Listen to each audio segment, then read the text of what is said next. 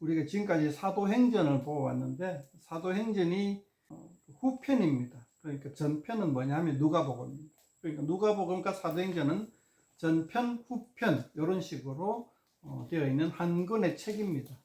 그것을 염두에 두고 우리가 이제 전편에 해당하는 누가복음을 건너뛰고 후편의 사도행전부터 먼저 보았지요. 그리고 이제 전편인 누가복음을 보는데 이게 기록한 시점이 AD 한 63년쯤, 그러니까 우리가 사도행전 끝부분에 봤듯이 사도 바울이 로마로 압송되고 로마에서 구금 상태에 있은 지 한 2년이 지난 그 시점에 누가복음과 사도행전을 누가가 기록을 했다. 그리고 로마에서 사도 바울이 구금당한 상태에서 이것을 기록을 했다. 그리고 데오빌로 각하에게 헌정하는 식으로 누가복음과 누가행전이 기록이 되었다. 헌정한다 하는 말이 요즘은 잘 안 쓰는데 이걸 어떻게 표현해야 될지 모르겠어요. 요즘은 이제 뭐 옛날에 요즘은 책 쓰면은 이제 서문을 읽어보면은 나의 사랑하는 아내와 뭐 스승님에게 이 책을 바칩니다. 뭐 이런 식으로 써요. 서문을 읽어보면은 뭐 그런 식으로 저자가 딱 쓰는 게 있어요. 근데 옛날에는 왕에게 헌정합니다 하고 책을 썼어요. 아주 옛날이 아니고 이제 영국이나 이제 중세 시대는 그런 게 있죠. 신약 성경 시대에도 그런 현상들이 조금은 있었어요. 조금 있고 이제 아주 보편적이진 않았죠. 조금 있었는데 그럴 때에 이제 우리가 말하는 게 이제 헌정한다 하는 그런 뜻으로 이제 그런 단어를 써요. 그런데 데오빌라에게 헌정한다는 뜻인지 아니면은 그냥 진짜로 수신자가 데오빌라라는 인물에게 딱 집중되어 있는지 그거는 이제 조금씩 이제 의견이 약간 이제 뭐 어느 건지 확실하게는 모르죠. 어쨌든 그럼 데오빌로는 누구냐 여러 의견이 있는데 제가 볼 때는 로마 관원이고 예수교에 대해서 알되 예수교에 온전히 그 신앙을 가졌는 사람은 아닌 것으로 저는 그렇게 미루어 짐작을 해요. 그런 상황에서 이제 제가 성경을 보고 이제 좀 이렇게 이해를 하고 그러는데 또 다르게 보는 거는 뭐 로마 관원이면데 예수님을 믿는 사람이다. 근데 아직 초보 신앙이다. 뭐 이렇게 이제 이야기하기도 하고 로마 관원은 아니다. 그냥 뭐 존경받는 사람이다. 뭐 이렇게 이야기하는 사람도 있고 그래요. 근데 이제 그런 차이들을 염두에 두고 제가 염두에 두고 있는 거는 예수교에 대해서 어느 정도는 아는데 로마 관원으로서 기본적으로 아는데 예수님을 믿는 사람은 아니다라는 것을 제가 상정하고 얘기한다는 것을, 그게 정답은 아닌데 제가 그것을 상정하고 지금 우리가 말씀을 이제 살펴본다는 것은 우리가 이제 염두에 두고 그렇게 한번 해봅시다. 이게 서두가 참 길어요. 성경 말씀 보기 전에 그것에 대해서 우리가 좀 익숙해져야 되고 쉽지 않은 건데 뭐 어떻게 방법이 없네요. 누가복음 막 읽어보고 막 그렇게 하고 싶은데 그 이전에 사선 작업해야 될 게 참 많네요. 그러니까 서문이 길단 말이죠. 그 누가복음에서 누가가 누구냐 하는 것도 우리가 좀 알아야 돼요. 누가는 그 사도 바울과 선교 여행을 같이 다녔던 사람이에요. 그리고 유대인이 아닌 이방인, 헬라 지식이 좀 이렇게 많은, 그러니까 헬라 세계관을 가지고 헬라 문화권에 속해 있던 사람, 유대교 문화권에 유대인이 있고 유대교 문화권에 있었던 사람은 아니다.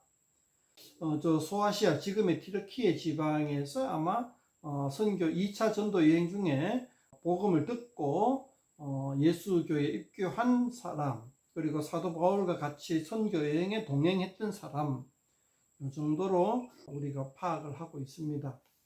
그렇게 하고 이제 누가는 이방인이기 때문에 예수교에 대해서 사전 지식이 없는 상태에서 사도 바울로부터 복음을 듣고 예수님 믿기로 한 다음에 이제 우리가 누가행전을 읽어보면 알겠지만 굉장히 이 사람이 섬세하고 박식하고 글을 잘 쓰는 아주 그 식자청에 들어가는 사람이란 말이죠. 그런 사람이 사도 바울과 선교 여행 동행하면서 많은 지식을 습득했을 것이다 라고 추정하는 거죠. 그 결과로 그 로마에서 사도 바울이 감옥에 갇혔을 때에 로마에서 이 누가행전을 썼다. 쓰는 목적은 사도 바울을 변론하기 위해서, 두 번째는 데오빌로라는 사람을 전도하기 위해서, 이 두 가지 목적이 동시에 있다고 저는 판단을 내려요. 누가가 그 2차 전도 여행 때 튀르키예 서남부 지방에서 이제 같이 합류해가지고 3차 때에 사도 바울이 예루살렘으로 들어가서 또 잡히잖아요. 구금당하잖아요. 구금당해가 가이사랴에, 예루살렘 옆에 있는 항구 도시 가이사랴에서 2년 동안 구금을 당해요. 그리고 다시 이제 배 타고 죽을 고생하다가 로마로 왔잖아요. 그 과정들을 다 같이 거쳤거든요. 그래서 누가가 사도 바울로부터로만 배웠던 것이 아니라 다양한 예수 믿는 사람으로부터 많은 공부를 했단 말이죠. 특히 제가 볼 때에는 가이사랴에 2년 동안 있었으면서 한 곳에 2년 동안 머무르는 거는 거의 없었어요. 사도 바울을 쫓아다니면 3개월, 길게는 6개월인가? 그 정도 한 지역에 있었지만은 계속해서 옮겨 다녔고, 저기 또 먼 타지방, 유대교나 예수교가 만연한 도시가 아닌 헬라의 문화와 헬라의 종교가 만연해 있는 도시를 다니면서 누가는 제한적으로 배웠을 거란 말이죠. 그런데 예루살렘 근처에 있는 가이사랴에는 이 유대교인들이 주류를 이루었단 말이에요. 주류까지는 모르겠지만 굉장히 많이 있었단 말이에요. 그러니까 그곳에서 누가는 많이 배웠을 거라고 저는 추정해요. 거기가 2년이거든요.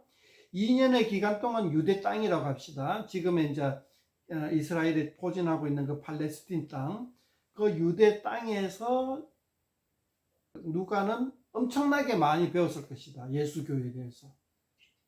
여기서 예수교라 하지만, 우리는 예수교라 하지만 실상은 유대교에 대해서도 엄청 많이 배웠을 거고, 유대교의 한 분파였죠, 아직은. 그렇게 많이 배운 지식 가지고, 그죠? 그리고 예수님에 대해서도 굉장히 자세히 알게 되겠죠. 그렇게 해서 이제 로마로 와서 누가행전을 썼는데, 이 누가행전의 자료가 다 누가의 머릿속에서 다 나왔단 말이죠. 누가의 경험이고 누가의 공부한 결과고 그렇단 말이죠. 거의 기억에 의존한 것으로 이렇게 파악이 되고요. 그런 상태에서 이제 누가복음을 기록했다. 누가행전을 기록했다. 그렇게 생각하고 이제 접근하면은 누가복음을 읽기가 조금 낫다 이거죠. 이런 식의 어떤 제가 그 누가행전의 배경, 그러니까 쓴 시기, 수신자가 누구냐, 독자가 누구냐, 기록한 장소가 어디냐, 왜 기록했냐, 누가 기록했냐, 이런 것들에 대해서 제가 한 10분 정도 이야기를 했지만은, 이상하게도 아이러니컬하게도 이런 관점으로 성경을 보는 것에 우리 기독교인들이 익숙하지가 않다는 거예요. 그게 참 이상한 거예요. 무슨 어떤 책이든 간에 이 책을 누가 썼고 왜 썼고 언제 썼고 또 누구를 염두에 두고 썼는지, 이게 청소년을 염두에 두는지 아동을 염두에 두는지 성인을 염두에 두는지 우리나라 사람을 염두에 두는지 아니면은 뭐 외국 사람을 염두에 두는지, 남자인지 여자인지 여초 사이트인지 남초 사이트인지 이런 것을 알고 난 다음에 글을 읽어야 그 글이 들어오는 게 당연한 건데도, 우리는 성경을 읽을 때에 이건 하나님이 우리에게 계시하신 글이다 라는 것만 인지하고 나머지는 다 깜깜이로 읽는 그런 어떤 그 이상한 독법에 익숙해져 있었단 말이죠. 이제 우리는 그것을 좀 뛰어넘을 필요가 있다. 그렇게 이제 그 지금 제가 말씀드린 그 짧은 이야기를 염두에 두고 우리 본문을 한번 차근차근 읽어봅시다. 그리고 또 죄송합니다. 또 배경 설명 조금 더 해야 되네요. 우리는 성경책에 보면은 네 복음이 나와요. 마태복음, 마가복음, 누가복음, 요한복음. 근데 이 네 복음이 다 예수님에 대해서, 특히 예수님의 생애에 대해서, 특히 예수님이 십자가에 죽으심과 부활하심에 대해서 집중적으로 하지만은 같은 소재다 말이죠. 같은 소재를 가지고 마태복음, 마가복음, 누가복음, 요한복음이 같은 소재를 가지고 상당히 다른 맛깔로 표현하고 있단 말이죠. 그래서 우리가 누가복음 읽을 때 다른 복음서와 비교해서 읽는 것이 읽기에 상당히 도움이 된단 말이죠. 그런 측면을 알고 읽어보면 좋겠다. 자, 설명 이거 하다가 그냥 끝이. 오늘 한 반 정도만, 이게 너무 기니까 그리고 또 서론도 해야 되고 하니까 한 반 정도만 좀 진도를 나가볼까 싶어요. 그렇게 예상하고, 또 벌써부터 좀 지겨운 분들도 있는데 이런 얘기 하니까 어쩔 수 없습니다. 조금 지겨운 느낌이 들더라도 따라와주면 고맙겠습니다. 우리가 인도 커리를 처음 먹어보면 맛이 뭐 이런 맛이 약하지만은 나중에 맛들이고 나면 중독되듯이 성경 말씀도 맛들이고 나면 중독돼요. 처음에는 뭔 말인지 모르겠다, 뭐 왜 저런 말 하는지 모르겠다, 뭐 지겨워 죽겠네 하고 뭐 그런 생각 들겠지만은 나중에 맛을 들이고 나면은 제가 권하지 않더라도 스스로 성경에 푹 파고 들어가지고 몇 시간이고 밥솥에 밥이 타는지 후라이팬에 뭐 국이 그냥 뭐 타고 있는지도 모를 정도로 성경에 빠질 그런 순간이 오게 될 것이라고 저는 생각을 해요. 그 정도로 굉장히 이 내용들이 굉장하단 말이죠. 말하다 보니까 또 서론 부분이 또 나오네. 죄송합니다. 서론 조금 더 얘기해야 되겠네. 성경책을 읽잖아요. 복음서하고 이렇게 복음서들하고 이런 서신서는 뭐 별개를 치고, 이 복음서를 읽으면서 사람들이 그 당혹감에 빠져요. 좀 이런 식자처럼 학자들은 복음서를 읽으면서 당혹감에 빠져요. 왜 당혹감에 빠지냐 하면은 이런 걸투는 보지 못했다라는 거죠. 이런 걸투. 그 학자들이 복음서에 나타나는 걸투를 보지 못했다. 그럼 평소에 무슨 글을 봤길래 이런 걸투는 못 봤다 하냐 하면은 헬라 시대, 로마 제국 시대의 글들 상당히 많이 있거든요. 역사적으로. 저도 뭐 그쪽에 대해서는 뭐 별로 크게 뭐 조예가 얕아가지고 뭐라고 못하겠지만은 그 시대의 문학 작품들이 굉장히 많아요. 역사도 많고 전기도 많고. 그런데 성경의 이 복음서의 글들이 그런 어떤 로마 제국 시대의 글들이랑 그 로마 제국 시대에 우리에게 전해져 오는 글들은 대부분 그 그리스 문화, 헬라 문화와 로마 세계관에 익숙한 사람들이죠.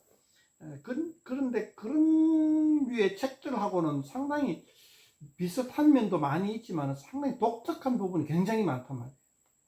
예를 들어 가지고 당시에 글 쓰는 사람들은 수사학이라고 굉장히 그 발달되어 있는 학문이 있어요. 수사학은 뭐냐 하면은 글 쓰는 방식이에요. 요즘도 글쓰기 뭐 학원도 있고 뭐 또 뭐 대학교 가면 국문학과도 있고 여러 가지, 고등학교 때도 이제 글 쓰는 거 약간에 대해서 배우지만은 요즘도 글 쓰는 데 대해서 대부분 사람들은 글 쓰는 거에서 이제 잘 접하지 못하지만 제가 나름대로 소설한 거 쓰면서 글 쓰는 사람들 세계를 들여다 보니까 자기들 안에는 학원도 엄청나게 많고 글 쓰는 방법도 줄줄줄 나오고 뭐 그 안에도 그들만의 세계가 다 있더라고요. 마찬가지로 로마 제국 시대에도 글 쓰는 방법을 가르쳐주고 배우고 하는 것들이 굉장히 그 보편화되어 있었어요. 그래서 그런 학문들 중에 한 분야가 수사학이라고 있어요. 그러니까 이게 이제 글 쓰는 방법, 웅변하는 방법, 변론하는 방법, 말하는 방법, 말하고 쓰게 하는 방법 가르치는 게 수사학인데, 그런 일반 로마 제국 시대의 보편적인 그 수사학의 맞는 그 틀에 맞는 글쓰기가 아니란 말이죠. 이 복음서는. 그런 측면에서 이 신학자들이나 이 신학자들밖에 없죠. 복음서 연구한 사람들이. 신학자들은 좀 이렇게 뭐지? 이런 느낌 받는다는 거죠. 그런 측면에서 보고 이제 우리가 복음서를 한번 보면 좋겠다는 겁니다. 제가 마태복음 할 때는 이런 얘기를 하지 않았죠.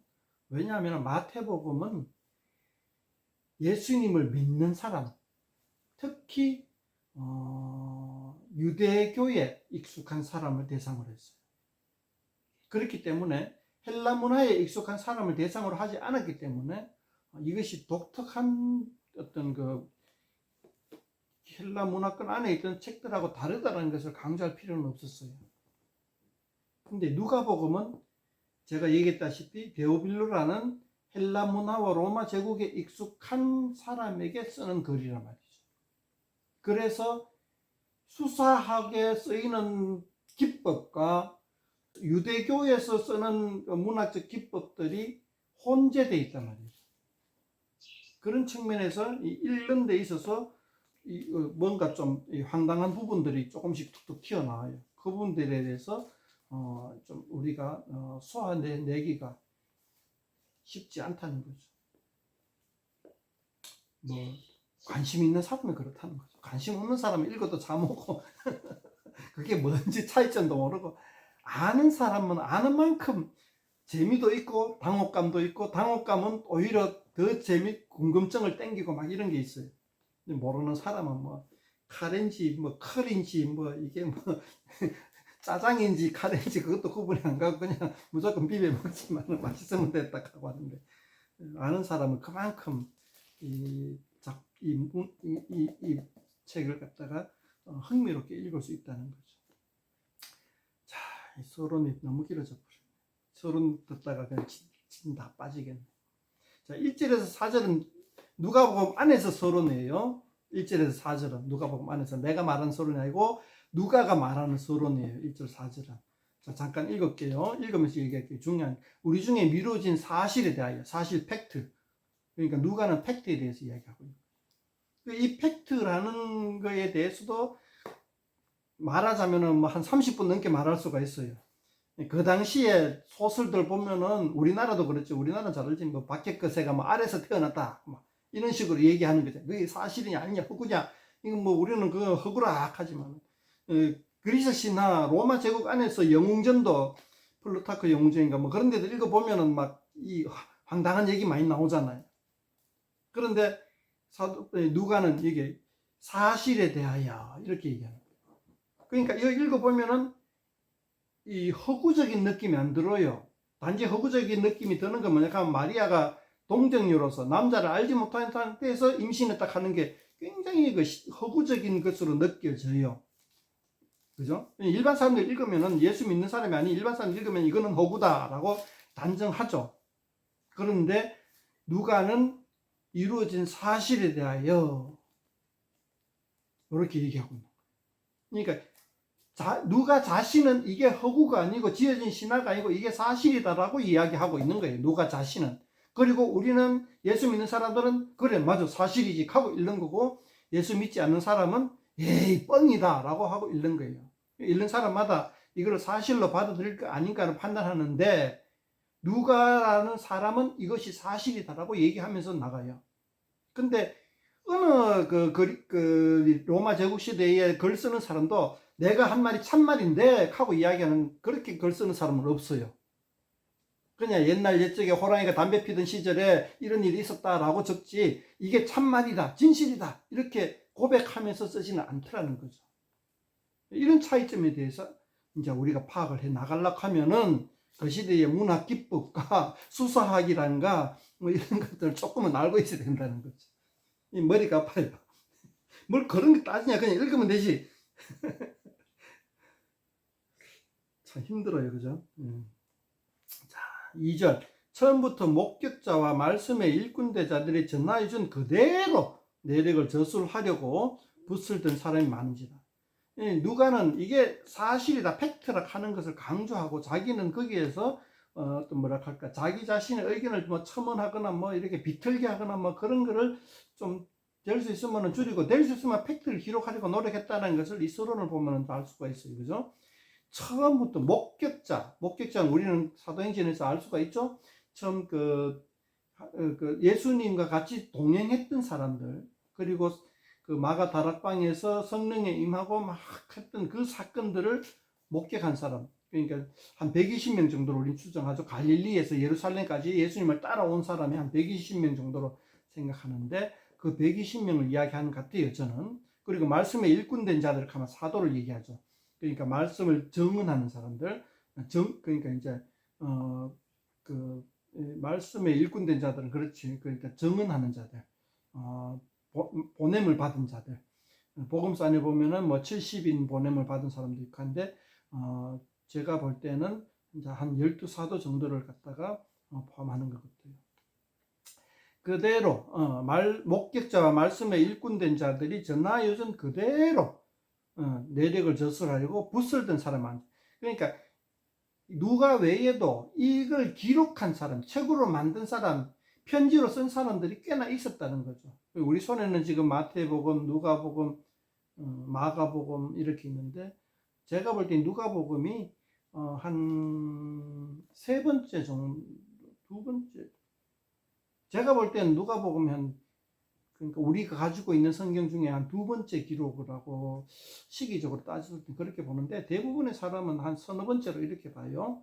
대부분 신학자는. 거기에 대해서 나중에 또 이야기할 수 있으면 좋겠는데, 그것까지 하면 너무 서론이 길어지니까 생략하고. 자, 3절부터 봅시다. 그 모든 일을 근원부터 자세히 미루어 살핀 나도, 굉장히 자기가 한 것이 팩트라는 걸 세 번, 네 번 강조하죠. 그죠? 자세히 미루어 살핀 나도 데올리비로 각하에게 차례대로 써보는 게 좋은 줄 알았니? 이는 각하로 알고 있는 바를 더 확실하게 하려 함이라. 우리 성경에는 각하가 알고 있는 바, 그죠? 선지식이죠. 선지식에다가 더 확실하게 하려고 한다. 다른 성경에 보면, 옛날 성경에 보면은 각하가 배운 바를 이렇게 해놨어요. 그래서 이게 저도 미처 놓쳤는데 조금 더 연구해 봐야 되겠는데, 이게 알고 있는 바가 맞는지 배운 바가 맞는지 뭐 둘 다가 어느 정도는 신빙성이 있겠죠. 그게 이제 배운 바라고 하면은 은근히 데오빌로가 예수님 믿는 사람 교육으로 느껴지게 되고, 알고 있는 바 하는 거는 예수님 안 믿는 사람, 이렇게 이제 추정할 수 있는 그런 어떤 약간 기울어지는 느낌이 있어요. 그래서 이제 요거 중요한 단어다 싶어가 연구를 좀 해봐야 돼요. 어쨌든 데오빌로가 약간 예수님에 대해서 예수교에 대해서 선지식이 있단 말이죠. 그 선지식을다가 조금 더 보충해 강화 정도, 강화하고, 그리고 예수님 안 믿는 사람에게 이제는 예수님 밖에서, 예수교 밖에서 알고 있던 지식을 예수교 안에서 알게끔 도와주는 그런 일을 하겠다라는 뜻이죠. 1절에서 4절 이 서론만 보더라도 우리가 굉장히 중요한 내용이구나 하는 걸 알고, 이 서론을 굉장히 잘 이렇게 읽고 고민하고 한 단 한 단을 신중하게 생각해 봐야겠다는 걸 알고 있죠. 이렇게 시작하는 건 잘 없어요. 다른 복음서, 마태복음도, 심지어는 마태복음도 이렇게까지 안 가요. 마태복음도 우리가 참 중요한 게, 마태가 세리 마태잖아요. 그러니까 세리를 할 정도면 굉장히 식자 그룹에 들어간단 말이에요. 그리고 유대인이란 말이죠. 유대인의 독특한 책 쓰는 법이라든가, 그건 헬라하고 로마하고도 상당히 달라요. 그런 측면에서 그건 마태복음 굉장히 중요하고, 누가복음은 이제 이 외국인에게, 유대인이 아닌 외국인에게 유대의 이야기를 이야기하는 전달, 유대교의 한 본판 예수교에 대해서 전달하는 방법, 그런 것에 대해서 상당히 많은 것을 알게 해주는 책이죠. 자, 그런 측면에서 1장 전체가 우리가 읽었지만은 조금 이렇게 제가 가진 성경책을 보면은 이렇게 비교를 해놨어요. 자, 예를 들어 한번 봅시다. 2장 첫머리에 빨간색으로 적어놓은 거 봐봐요. 예수의 나심 해가 갈로 열고, 마태복음 1장 18절에서 25절 갈로 닫고 이렇게 해놨잖아요. 누가복음 2장의 내용이 마태복음 1장에도 나온다는 얘기예요.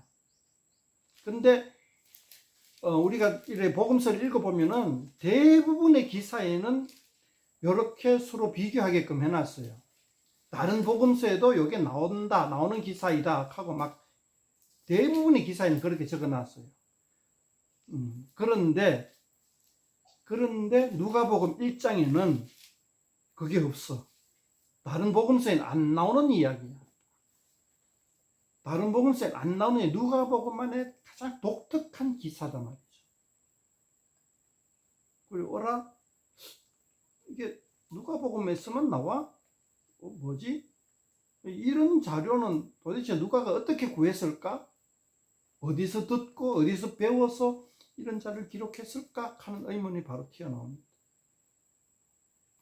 아까 얘기한 대로 누가는 특히 서남부에서 합류해서 바울과 같이 여행하다가 유대 땅에서 2년 동안 머무르다가 다시 로마 죽을 고비를 넘기고 로마로 와 있다가 로마에서 2년 동안 지냈어요.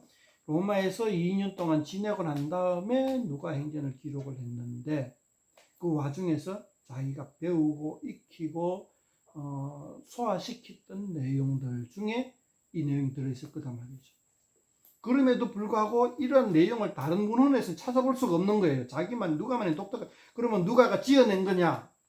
그건 아니다라는 거죠. 우리가 아까 4절에서 읽어본 대로 그걸 믿는다면은 이게 지어낸 얘기가 아니고 들은 얘기. 자기의 창작이 아니라 들은 얘기. 자, 그럼 무엇을 들었느냐? 장 전체의 내용을 보면은 예수님이 태어나기 전후로 있었던 이야기들을 들려주는 거예요. 우리나라에서는 보통 태몽을 꾼다 그러잖아요. 그게 동양 전체의 중국 문화권 안에, 유교 문화권 안에 문화적 현상인지 모르겠는데 우리는 왜 태몽을 꾼다고 하고 막 애가 태어나기 전에 태몽 꿨다 하고 막 그러잖아요. 그런데 이 1장에 보면 태몽이 아니라 신탁이라고 그러죠. 그러니까 천사가 나타나서 아기가 태어날 것이다라고 이야기를 해주는 거죠. 이 아이는 이런 인생을 살게 되고 이런 인물이 될 것이다라고 이야기해 주는 거.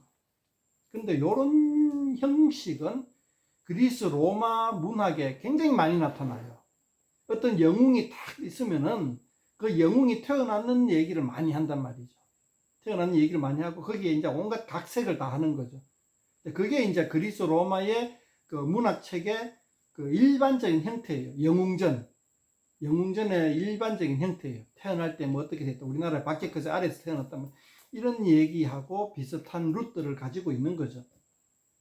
그런데 이러한 형태로 글을 쓴 거는 내 복음서 중에 누가복음밖에 없어요. 다른 복음서는 그리고 다른 서신서에는 뭐 이런 얘기들이 전혀 안 나와요. 물론 그 마태복음에는 예수님 태어나고 난 다음에 이야기는 나오는데 그거는 그대로 유대교의 어떤 그 마태복음만의 특징이 있어서 그런 거고 여기서는 그리스 로마의 문학적인 형식에 맞췄다는 거죠. 그럼에도 불구하고 영 허구적인 얘기가 아닌 누가가 얘기하듯이 팩트다라고 얘기합니다. 근데 이런 얘기 우리가 보통 이제 그 천사가 전해준 이야기 1장 13절부터 17절까지 13절 천사가 그에게 이르되 그러니까 세례 요한의 아빠에게 얘기하는 거죠. 사가랴여 무서워하지 말라 너희의 간구함이 들린지라 네 아내 엘리사벳이 네게 아들을 낳아주리니 그 이름을 요한이라 하라. 15절 건너가고 15절 이는 그가 주 앞에 큰 자가 되면 포도주와 독한 술을 마시지 않으면 요거는 이제 나실 일이나 하는 건데 그건 또 나중에 설명할게요. 유대교인들의 풍습 중에 하나입니다. 포도주와 독한 술을 마시지 않는 거. 16절 이스라엘 자손을 주 곧 그들의 하나님께로 많이 돌아오게 하였습니다.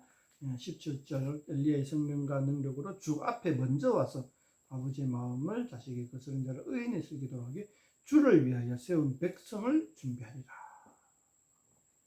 천사가 누굽니까? 19절에 보면은 천사가 대답하여 이르되 나는 하나님 앞에 서 있는 가브리엘이라 이 좋은 소식을 전하여 네게 말하라고 보내신 거다. 우리 교회 다니는 사람 그리고 서양인들 예수교에 익숙해져 있는 예수님을 믿지는 않지만 예수교에 익숙해져 있는 기독교 문화권에 있는 사람들은 가브리엘이라는 단어를 들었을 때에 그냥 천사, 수태고지 해주는 천사. 우리 속에는 막 천사 그 이미지가 막 떠오르잖아요. 남자 천사 떠오르기도 하고 여자 천사가 떠오르기도 하고 막 그러는 천사를 떠올려. 그냥 그 이미지로만 떠올라요, 가브리엘이. 그러면은 데오빌로는 가브리엘이라는 천사가 나왔을 때 어떤 이미지를 떠올렸을까? 현대인과 같은 이미지를 떠올랐을까? 그걸 한번 생각을 해봐야 돼요. 이 가브리엘이라는 천사는 세례 요한의 아빠에게만 수태고지라 그러죠. 다 한자 쓰기 싫은데 입에 발려가지고 아기가 태어날 것을 이야기해 줬는데, 뿐만 아니라 마리아에게 가서도, 예수님의 엄마 마리아에게 가서도 아기가 태어날 것이다를 이야기를 해줘요. 26절에 여섯째 달에 천사 가브리엘이 하나님의 보내심을 받아 갈릴리 나사렛이라는 동네에 가서 어쩌고 저쩌고 마리아에게 가서 이야기를 해준다. 이렇게. 그러니까 이 가브리엘이 바빠요. 한 번은 그 예루살렘에 가가지고 제사장, 대제사장 아니고 대제사장인 똘마니 제사장에게 가가 네 아내가 아들을 낳을 것이다 라고 얘기해주고, 그 다음에 한 몇백 킬로 떨어진 북쪽에 가가지고 갈릴리라는 동네에 가가지고 이제 마리아에게 가가 네가 아들을 낳을 것이다 이렇게 얘기해주고.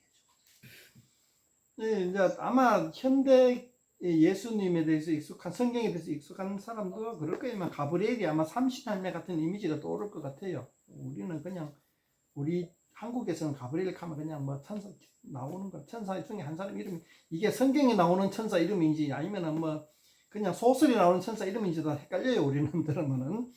근데 이게 중요한 거예요. 데오빌로 각하가 가브리엘이라는 인물을 볼 때 우리나라 사람처럼 삼신할매를 떠올렸을까? 그건 아니에요. 이게 중요한 건데, 데오빌로가 가브리엘, 각하가 이미 알고 있는 선지식에서 가브리엘은 누구냐? 구약 성경 보면은 가브리엘이 다니엘서에만 나옵니다. 다니엘서에서 7장인가 8장 9장인가 그 7, 8, 9장 정도에 나와요. 저도 깜짝 놀랐어요. 아니, 보통 이 다니엘서는 요한복음, 요한서신에서 참고로 하는 그 선지서거든요. 요한복음의 이미지가 거의 다니엘서에서 많이 가져와요. 요한계시록 하면은 우리 좀 이렇게 막 이상한 도깨비 나오고 뭐 이상한 그림 나오잖아요. 마징가 제트가 요한계시록에서 이미지를 따왔는데, 마징가 제트 보면은 왜 아수라 백작 있잖아요. 그런 이미지들이 요한계시록에서 막 따왔어요. 그럼 요한계시록의 이미지는 어디서 따왔냐? 다니엘에서 따왔어요. 자, 그러니까 이 데오빌로라는 사람은 가브리엘이라는 천사의 이름을 듣자마자 다니엘서로 휙 가버려요. 자기의 머릿속 상상이. 그래서 이제 우리가 이 누가복음 1장을 읽을 때에 이것을 이해하려면은, 이 내용, 가브리엘이 전해준 이야기를 이해하려면은 다니엘서를 읽어야 됩니다. 우리 다니엘서 모르기 때문에 이걸 읽어도 맹숭맹숭해. 뭐 그랬겠지 뭐. 근데 뭐 특별한 내용이 없는 것 같아. 근데 다니엘서를 읽어보면은 우리가 뒤로 까무라쳐.